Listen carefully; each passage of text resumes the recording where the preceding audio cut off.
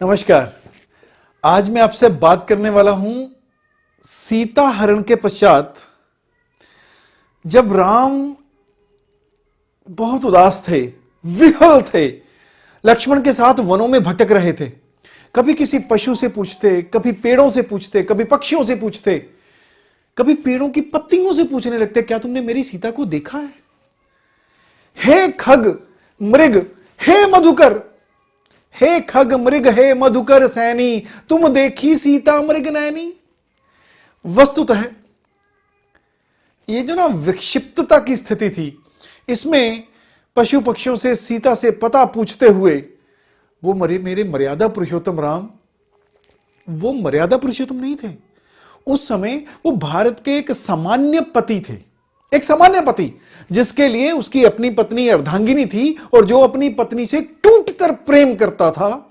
राम केवल सीता के लिए नहीं रो रहे थे, राम केवल सीता के लिए नहीं रो रहे थे, बल्कि सीता के रूप में स्वयं से अलग हो चुके अपने ही आधे शरीर के लिए रो रहे थे। यूं ही वन में रोते भटकते राम को भूमि पर घायल पड़े गिद्धराज जटायु मिल गए। जटायु ने राम को देखते ही कहा, आओ राम,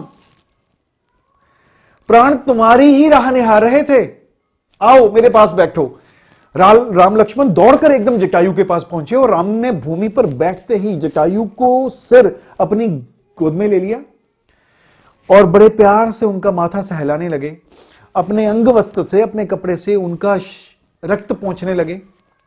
जटायु ने मुस्कुराकर कहा, रहने दो राम, यह रक्त ही मेरा आभूषण है। आज यह रक्त ही मेरा आभूषण है। पुत्री सीता की रक्षा करते करते यह लड़ने में प्राप्त हुआ प्रसाद है, इसे रहने दो ऐसे ही। सीता का नाम सुनते ही राम व्यग्र हो उठे, एकदम से बोले, आपने देखा है मेरी सीता को? कौन हर ले गया उसे? किससे युद्ध करना पड़ा आपको? किसने की आपकी यह दशा? बोलिए गिद्धराज। और राम तेजी से यह प्रश्न पूछ रहे थे तो एकदम से जटायु बोले, लंकापति रावण ने, उसी ने अपनी पुत्री सीता का अपहरण किया है, उसी को लेकर वो हरण कर दक्षिण दिशा की तरफ चला गया है, संभवतः अपनी लंका में लेके गया होगा। मैं तुम्हें यही बताने के लिए ढूंढ रहा था पुत्र। जटायु ने कांपते हुए स्वर में अपनी बात करते हुए कहा, तेरी ही इंतजार थी। तो राम एकदम बोले, रावण? उनके चेहरे पे चिंता की रेखाएं पसर गई और गहरी हो गई। उन्होंने कुछ सोचकर कहा, तो आपने उससे युद्ध क्यों किया गिद्धराज? आपको तो पता था वो महाबलशाली है, तो यूं ही प्राण देने के लिए उतर गए? तो जटायु हंस पड़े, बोले, मैं जानता था कि रावण से उलझने का अर्थ है मृत्यु, पर मुझे यह मृत्यु ठीक लगी। ध्यान से सुनने वाली बात है, मुझे यह मृत्यु ही ठीक लगी। यह सभ्यताओं का युद्ध है राम। अगर मैं साइड पे रहता, तटस्थ होके रहता, तटस्थता का जो ढोंग करने वाले वो मूर्ख हैं, वो भी जानते हैं कि अत्याचारी राक्षसों से युद्ध का दिन निकट आ गया है, नजदीक आ गया है। अब उनसे युद्ध नहीं किया तो वे अब हमें खा जाएंगे, वो खत्म कर देंगे, सभ्यता नष्ट हो जाएगी। अब इस युद्ध के हवन कुंड में किसी ना किसी को तो प्रथम आहुति देनी ही थी राम। तो मैंने वो प्रथम आहुति दी। भविष्य याद रखेगा कि राम के समय में धर्म के लिए सबसे पहला बलिदान अगर किसी ने दिया तो वो जटायु ने दिया था। इस शरीर का इससे अच्छा उपयोग और कौन सा हो सकता है मेरे राम? राम अचंभित थे, ही वाज सरप्राइज्ड। बोले, किंतु वे राक्षस हैं जटायु, वो बर्बर हैं, असभ्य हैं, अत्याचारी हैं, उनको कैसे पराजित किया जा सकता था? तो जटायु बोले, सत्ता का युद्ध भले बर्बरता के बल पर जीत लिया जाए राम, सत्ता का युद्ध बर्बरता के बल पर जीता जा सकता है, पर सभ्यताओं का जो युद्ध होता है ना, सभ्यताओं का युद्ध, वो बलिदान के बल पर जीता जाता है। भारत के पास जब तक राष्ट्र के लिए बलिदान देने वाले जटायु रहेंगे, भारत को कोई पराजित नहीं कर पाएगा। तुम आगे बढ़ो, नाश करो इन राक्षसी असभ्यताओं का। मानवों का जो झुंड स्त्रियों का आदर नहीं करे, उसका नाश हो जाना ही उचित है। जो स्त्रियों का आदर नहीं करते, ये जटायु और राम के आपस में जो संवाद हो रहे हैं उसमें यह बात आई। एक सीता का हरण स्वयं में इतना बड़ा अपराध है कि समूची राक्षस जाति को समाप्त कर दिया जाए। और जटायु का मस्तक गर्व से चमक उठा था और एकदम से कुछ देर के लिए सन्नाटा छा गया। राम चुप थे, लक्ष्मण चुप थे और जटायु मंद मंद आंखें बंद कर रहे थे और खोल रहे थे।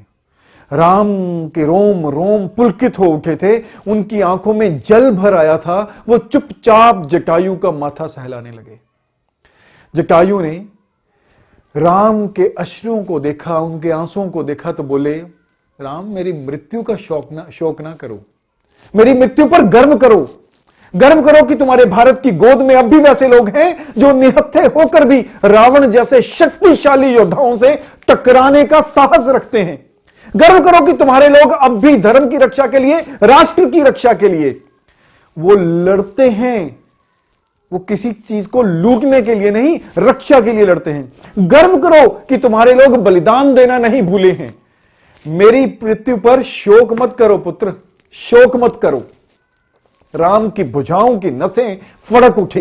ये सब सुनते ही उनका स्वर कठोर हो गया। बोले, आपके वृद्ध शरीर, जटायु को सन्मुख होकर बोले, आपके वृद्ध शरीर पर किए गए एक एक वार का मूल्य चुकाना होगा रावण को। एक एक वार का। राक्षस जाति का अत्याचार अपने चरम पर पहुंच गया है, अब उनका नाश होगा। समय देखागा कि धर्म का एक योद्धा राम अकेले ही कैसे समस्त अत्याचारियों को दंडित करता है। मुझे बस इतनी पीड़ा है, हे वृद्धराज, हे गिद्धराज, मुझे बस इतनी पीड़ा है कि आपको मेरे लिए अपने प्राण देने पड़े। ऐसा ना कहो राम, जटायु बोले। जब तक जटायु नहीं मरते तब तक किसी सभ्यता को राम नहीं मिलता। यह संवाद है। जब तक जटायु नहीं मिलते तब तक किसी सभ्यता को राम नहीं मिलता। राम को पाने के लिए हर समय में, हर कालखंड में, हर युग में किसी ना किसी जटायु को मरना पड़ता है। पर यह भी सत्य है कि जीने वाले कभी ना कभी मर ही जाते हैं, पर जो लड़कर मरते हैं वो अमर हो जाते हैं। और जटायु के स्वर तब तक मंद पड़ रहे थे। उन्होंने आंखें मूंद ली। वो राम के लिए, राम को छोड़कर राम के लोक के लिए निकल गए। राजपुत्र राम ने उसी वन में अपने हाथों से चिर तिरस्कृत गिद्धराज का अंतिम संस्कार खुद किया। उस चिता से निकलती अग्नि कह रही थी, जो देश, धर्म और संस्कृति की रक्षा के लिए लड़कर मरते हैं वो अमर हो जाते हैं। उन पर शोक नहीं, गर्व करना चाहिए। समय आज भी जटायु की बात बार बार दोहराता है।